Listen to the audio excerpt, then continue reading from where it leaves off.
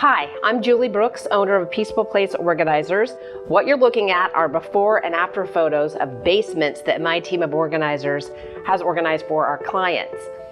When we organize basements, the first thing that I do is go in and assess the humidity level. Is there a dehumidifier? Is it climate controlled? What is the potential for mildew problems? I look at everything that needs to be categorized, and then the next step is that the organizers sort everything like with like.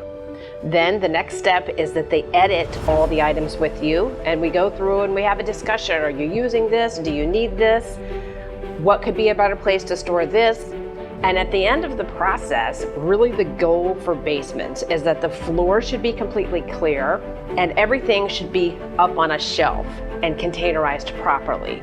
I don't really like to containerize anything in cardboard boxes in basements unless it's climate controlled, because there's just too much potential of moisture coming into the items in the box. So at the end of it, as you'll see in these pictures, we have everything off the floor and on shelves in containers, clearly labeled, or if they're not in containers, they are visible and accessible. It really comes down to what are your future plans for this basement, what are your current uses for it, and how accessible does everything need to be for which members of the family during which times of year for which activities.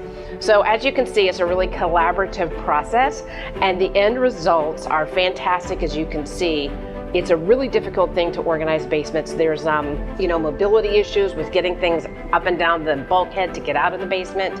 And we are happy to take all of the discards and donations at the end of the process. We just take them away for you so you don't have to worry about that. Please consider getting professional help if you have a basement that's out of control. We would love so much to help you restore order.